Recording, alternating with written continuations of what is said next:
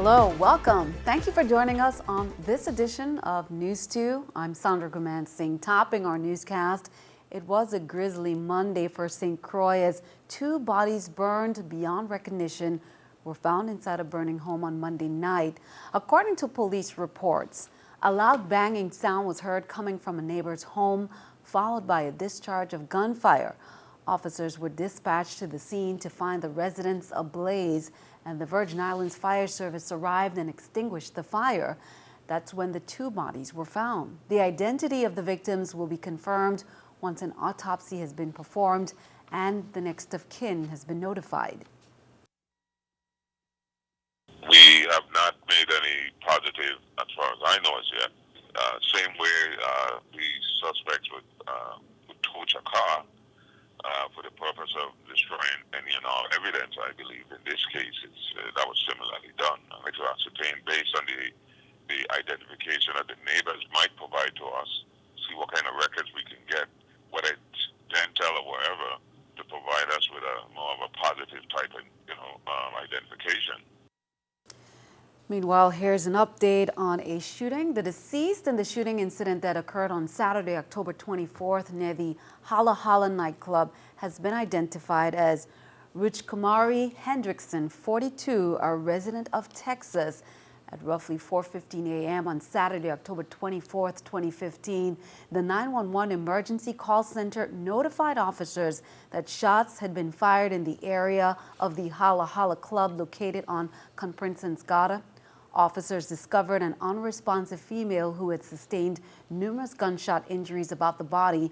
According to the preliminary investigation, the victim had been speaking with two male individuals when an unknown individual operating a Jeep drove up to the trio and began firing shots in their direction. Hendrickson was shot where she was standing. 24-year-old Kimoy Thompson of Hospital Ground succumbed to his injuries, police say, on Sunday, November 1st at 8:41 a.m. The 911 emergency call center received a report of gunfire in the area of Bargain Grocery, formerly the Lima grocery store, and such is Life Bar, which is located on Goat Street in Hospital Ground. Police said Thompson was discovered bleeding profusely after receiving multiple gunshot wounds. He was transported to the Schneider Hospital by private vehicle for treatment and at 8:41 p.m. succumbed to his injuries.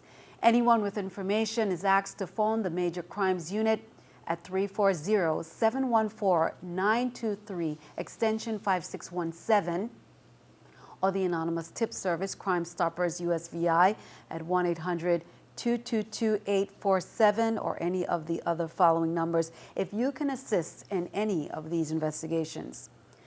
U.S. Customs and Border Protection officers in the USVI identified 3 individuals with active outstanding warrants for their arrest last week. All 3 were identified at the Cyril E. King Airport during 3 separate pre-departure inspections on October 27th. Mr. Brian Paul Wadschwetz, 30, a U.S. citizen who was preparing to board a flight to Atlanta. System query showed him to be the subject of an active warrant from Bibb County Sheriff's Office in Macon, Georgia on October 29th. Also, Shusta Gums, 37, a U.S. citizen with residence in Atlanta, Georgia, was on his way to Georgia. He had a full extradition warrant for possession of marijuana with intent to distribute out of Fulton County, Georgia. Another active warrant was discovered that same day for Jack Diaz, 41, who was the subject of an active warrant out of New York for driving under the influence charges. Officials from the Juan Louis Hospital and Medical Center and its governing board will host a joint press conference on Wednesday to provide an update on Juan F. Louis' leadership transition. The conference will be held at 9:30 a.m. in the 3rd floor classroom of the hospital. Acting Board Chairman Troy D. Chabert-Schuster has expressed that they are intensifying the search for the new CEO. Chief Operating Officer Ken Okolo is expected to take the helm as acting CEO, subject to confirmation by the district board. Count on 2 to keep you updated. The acting Commissioner of Health, Juan Figueroa Seville, announced today that the department will be entering the implementation phase of Vital Records Information Management System implementation. The territory received a federal grant. Vital Records Management Information System is funded under this grant. There will be a kickoff held on November 4th. The VRIMS implementation is collaboration between the Department of Health and the Department of Education. In other news, the Virgin Islands Water and Power Authority appeared before the Senate Finance Committee on Tuesday to present their 2016 fiscal year budget. But WAPA officials, minus CEO Hugo Hodge, also found themselves defending why the territory cannot reduce the fuel tax in half, the proceeds from which go straight to WAPA's coffers. News2's April Knight has that story. Senator Nareda O'Reilly wants the 14-cent per gallon fuel tax cut in half, but her legislation, Bill number 31-0136, did not get the support it needed. The Senate Finance Committee held the bill on Tuesday after getting testimony from various affected government agencies. But it is clear that the bill isn't going anywhere. And so to respect taxpayer dollars, because this costs money, I'm done. But on the table on Tuesday was not only whether or not to cut the fuel tax in half, but where to direct the fuel tax revenues. Do they keep it flowing into a WAPA infrastructure fund, or do they redirect it to the territory's roads? According to WAPA officials, this is a fiscally critical time, and cutting the fuel tax in half would undermine the perceived stability of this WAPA funding source. Such an action will impact in two ways, both of them negative. First, it will obviously cut the revenue stream in half, thereby significantly impacting the scope and scale of the capital program. And second, it calls into question the reliability of the tax as a source of repayment for any capital financing. Public Works Commissioner Gustav James was clear, however. He thinks the monies should be redirected to road repair. Majority of the senators in the committee expressed opposition against O'Reilly's bill, saying the timing is not right for the fiscally struggling territory that needs all the revenue it can get. Reporting for News 2, I'm April Knight. Senator O'Reilly also had an amendment on standby. Ultimately, however, Bill number 31-0136 was held in committee. Senator Roach says he has received several calls from constituents seeking to clarify his position on the recent amendments to laws which govern the government employees' retirement system in light of his no vote on the measure.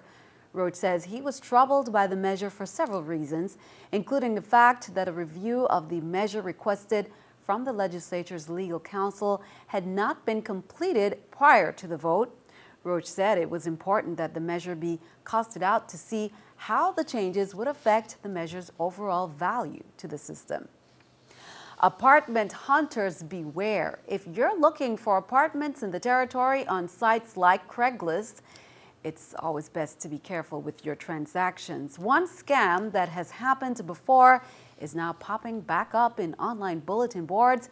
News2's April Knight corresponds with the scammer to draw information on how it works. Here's a report.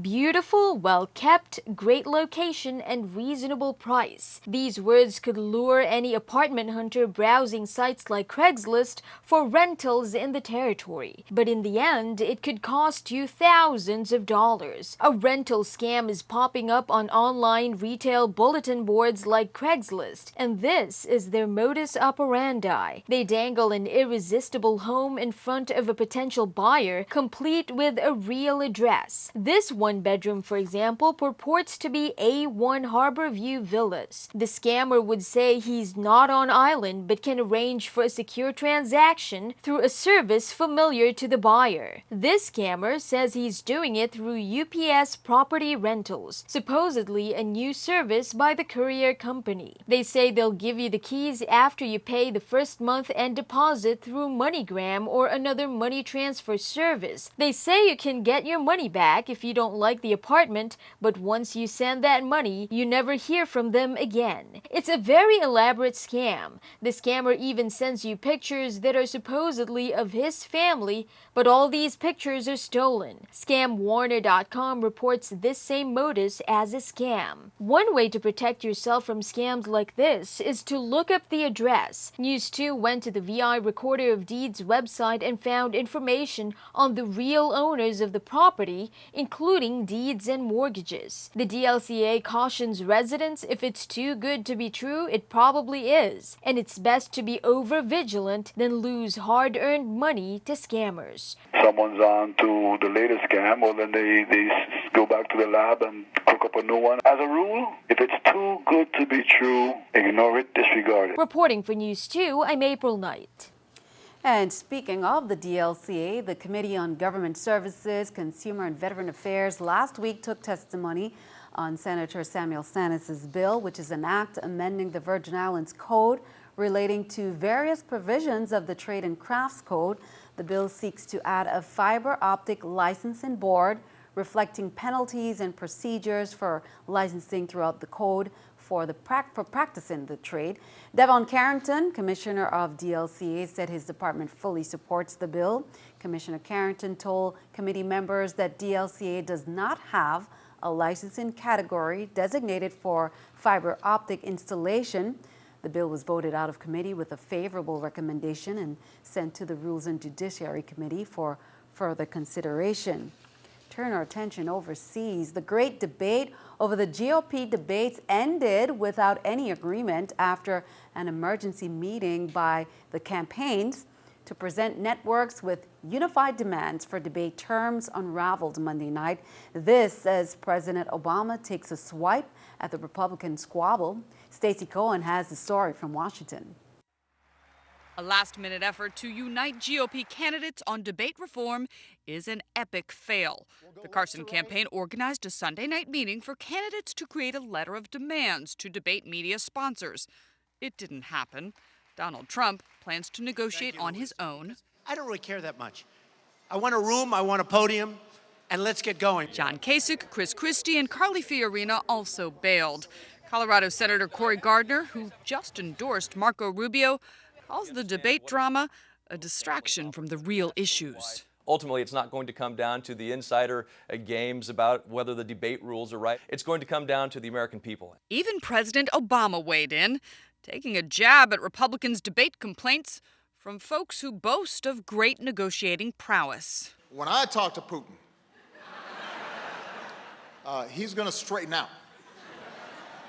Just looking at him, he's going to be... And then it turns out they can't handle a bunch of CNBC moderators. They'll get another shot at the stage in 1 week at the Fox Business Debate in Milwaukee. I'm Stacey Cohen reporting.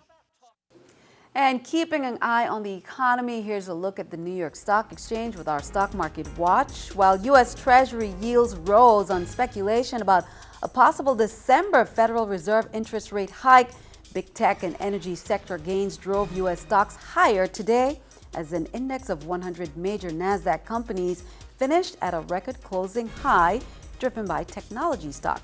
Here's a look at the numbers there. The Dow, NASDAQ, S&P all up. The Dow 89, NASDAQ 17, S&P 500 5. Coming up on NEWS2, good behavior is always rewarded. Students at the Elena Christian Junior High School, they're receiving incentives for that. Find out how this program is working.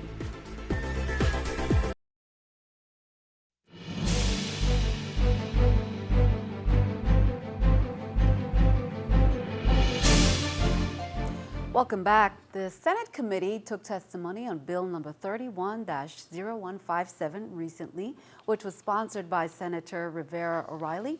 The bill amends the Virgin Islands Code to provide that all monies collected on damages to roads be dispersed 1/2 to the Department of Public Works and 1/2 to the VI Police Department. The bill was amended and voted out of the committee with a favorable recommendation and sent to the Rules and Judiciary Committee for further consideration. The committee also took testimony on Bill number 31-0163, also sponsored by Senator O'Reilly. The proposed bill seeks to increase the penalty for damage to public streets or places. Senator Tregenza Roach has offered a bill request to enact legislation which he believes will address the concerns raised by residents about access to Smith Bay Beach on St. Thomas, which is managed by the Magens Bay Authority. The bill would amend the statute which presently gives the Magens Bay Authority control over both Smith Bay Beach and Magens Bay by specifically providing for open access to the beaches outside the authority's normal hours of operation.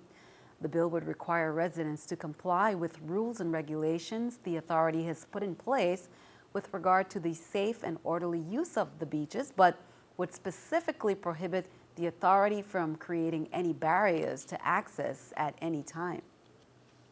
In addition to the ceremonies and parades planned, Rotary East, in conjunction with the Virgin Islands Office of Veterans, will be honoring veterans that served between December 1941 and May 1975. This time period also covers any veteran who may have served during World War II, the Korean War, and the Vietnam War era, whether they served in the combat zone or not.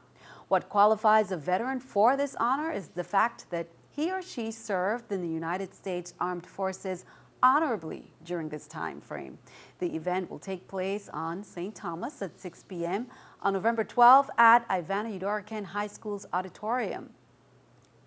In celebration of Military Family Appreciation Month, the Virgin Islands National Guard Family Program Office will host events to show appreciation for military families. Similar events are planned at military installations worldwide as the nation pauses to recognize their commitment and support. Events begin Friday, November 6th with the St. Croix Fall Festival at Lieutenant Colonel Lionel Jackson Readiness Center at 6 p.m.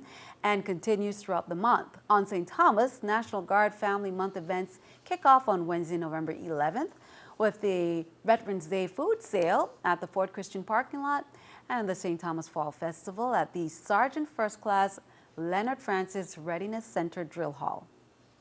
Well, good behavior is always rewarded. Students at Elena Christian Junior High School are receiving incentives for that, such as earning a basketball for perfect attendance or being awarded a board game for always turning in homework on time. They are participating in the ECGH Positive program to signify the pause in the school's mascot, the Simbas, as in the animated movie The Lion King. Ms. Stacy Hewitt, the 8th grade counselor, helped organize the program, in which there is a positive store with tables stocked with school supplies, toys, and sporting goods. Once they have earned the points, they can claim any item in the store. Prizes were donated by Office Max and fundraising efforts. The next peace planning meeting for Senator Terrence Positive Nelson's rally is on Wednesday from 9 a.m. to 12 p.m. The meeting will be held at the Agricultural Fairgrounds Eastern Gate. They will discuss the logistics set up for the big event, the Peace Rally Concert, which will take place on Saturday, November 7th. They need all hands on deck to include all the artists who are part of the program and all interested volunteers for that day. Also, something to mark on the calendar, the United Way of the Virgin Islands, in partnership with the Department of Human Services, as we mentioned earlier, will be hosting the 8th annual Project Homeless Connect on Friday, November 13th on St. Croix, Friday, November 20th on St. John, and Friday, December 4th on St. Thomas. Volunteers are needed to assist with the event, so training is required, and courses on St. Thomas are scheduled for Monday, November 9th from 10 a.m. to noon and noon to 2 p.m. at the Department of Human Services video conference room. On St. John, courses are scheduled for Thursday, November 5th from 4 to 6 p.m. and 6 to 8 p.m. at the Department of Human Services office in Cruz Bay. Well, be sure to stick around. Your News 2 AccuWeather forecast is coming up next.